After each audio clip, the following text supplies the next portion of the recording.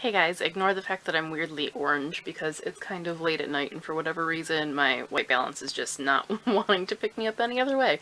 But I just sat down to edit today's video and realized that for whatever reason my intro of the video and my intro of the book just didn't get recorded. I have no idea how that happened. It's just missing, which is really strange, but whatever, I guess it happens. So basically this is day 3 of my first impressions week. All week long I'm sharing excerpts and my initial thoughts on a whole bunch of books that are being released either soon or have just been released. In today's video, I'm taking a look at Frost by MP Kozlowsky. The full synopsis to the book and links will be in the description, so you can find all of that out there. Basically, it's sort of a post-apocalyptic that's being billed as Cinder meets The Walking Dead, and I'm not sure that you really need much more than that, so I'm going to go ahead and get into what did record, which is the excerpt and my thoughts. At least that stuff was saved. So just wanted to pop on and kind of say hi and introduce the video, because otherwise it would have just been me randomly reading some post-apocalyptic world and you would have been like, what the heck? So here we go, let's get into my first impressions of Frost. In the middle of the bombed-out room flickered a small fire, and near it sat Frost. The girl of 15, or was it 16 now, turned her head and watched her shadow against the battered wall. The wind blowing in from the broken window set the flames dancing, creating a display of strange silhouettes all around her. It was as if, after all these years, she was momentarily surrounded by other humans. She wasn't alone anymore. "Hello," she said to the shadows. She'd never met someone new before, and felt it'd be a good idea to practice, just in case. "I'm Frost. It's a pleasure to make your acquaintance. Have you been in the neighborhood long?" Frost frowned. The words sounded cumbersome. She rarely heard anyone speak aloud, and didn't know whether what she'd read in the books was correct. She reminded herself to ask her father when he returned. The shadows didn't answer, of course. Once again, there was only silence. "I'm lucky to have Dad," she thought. It was a weak attempt to convince herself that she wasn't really alone, not technically. Frost glanced through the rippling flames at the slumbering beast warming itself opposite her. Rome's breathing was getting worse each day. It was garbled, hoarse. Too much wheezing, too much spitting of blood. He could barely walk, and his tail remained still. Frost had had him for nearly as long as she could remember. They grew up together. He'd always been there for her, but now... She was well aware that she could barely take care of herself. How was she supposed to care for Rome's now? Where was her father? Frost stood up and walked over to the far wall, half of it blown away and exposed to the elements, and gazed out at the crumbling city.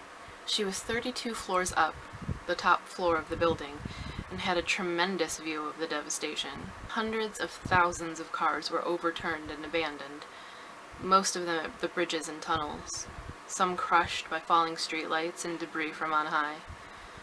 Buildings were toppled over or burnt out, skeletal. Some looked like melting candles, their facades peeling away. Nature was returning to the streets, ripping up sidewalks and tearing holes in the ground. There were no lights whatsoever, not even from the stars or moon. In fact, Frost hadn't seen them in years through the persistent gray haze. Sometimes she thought she saw the flames of fires in building windows, or on street corners, or in an abandoned bus, and wondered if there were other people out there. People like her, waiting for something better. If she could only reach them. Even if there was just one person hiding somewhere in the city, a potential friend. But it was far too dangerous to leave this gutted apartment. In her entire life, Frost had never left, not once. A promise she had made to her father. A promise she regretted more and more with the slow passing of each repetitive day.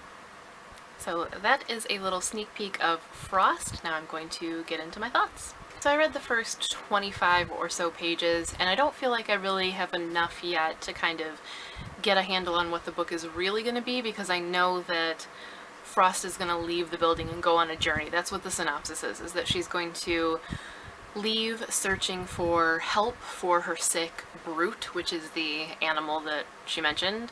You know, so right now it's solitary, and I don't know how much of the book is going to remain solitary. I don't know how fast she's going to find other people, if she does.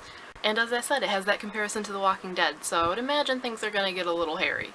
So I don't know how I'll react further on, but from what I've read so far, I think it has the potential to be really compelling and kind of creepy and eerie, especially because it's MP Kozlowsky.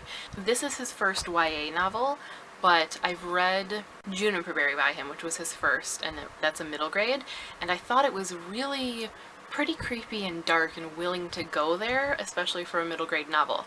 So now that he's kind of gone up an age range and is probably given a little bit freer rein to go there even more, I think he really could potentially push some boundaries and be a little unsettling, and I'm really looking forward to that. I loved Juniper Berry, so I know that he can go there, and I know that he can really make you connect with the character, and that he's also got a handle on the kind of journey thing. He also is the author of the Dyerville Tales, which I've only read bits and pieces of, but my mom loved, and in fact, I'm gonna have to keep an eye on this one so she doesn't try to steal it before I'm able to read it, because I know that she wants to. It was a little bit reminding me of two books, Oryx and Crake and the Dark Tower series, which I guess is technically more than two books. Probably in large part because of the brute, the character, when it finally starts describing it. First I thought it was just a dog, but it's clearly not.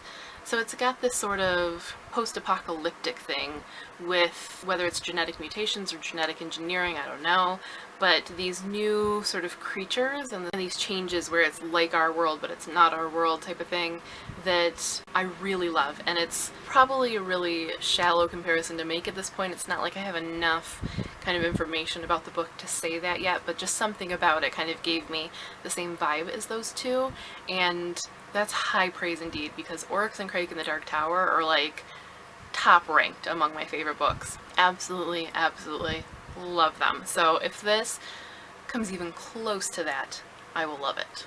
I can see where it gets the Cinder comparison. I feel like it's going to be an even more dystopian and more post-apocalyptic version of that. I don't think it's going to have some of the fluffiness or the romantic focus. I mean, it could, I don't know, but world-wise, I can kind of see where it draws that comparison. I'm hoping that whether or not Frost finds more people, that sort of the psychological effects of being alone, completely isolated her entire life, will really show. I'm hoping that we'll get to kind of delve into that a bit, but at this point I don't know whether that happens or not. But so far, so good, and I am definitely intrigued to see where it's going, and I think it has the potential to really win me over, so fingers crossed. It comes out in October 11th, so a little bit of a wait, but you know, we're getting there. Probably a good one actually for that time of year, so that's probably really good planning on their part. But that is what I thought of Frost. As I said, the full synopsis and links to the book are in the description. If you are curious about this one, if you've read it, or you're an MP Kozlowsky fan, or a Walking Dead fan, or a Cinder fan, and you just want to chat with me about this, please do so in the comments. The other two books that we have taken a look at so far this week, which were Falling Over Sideways by Jordan Sonnenblick and Vasa in the Night by Sarah Porter, will be linked below so you can check those out, as well as the links to my full playlists for excerpts and first impressions. Tomorrow we'll be actually taking a look at two books, so make sure to stop back by for that. But that is all for today. As always, thanks for watching and happy reading!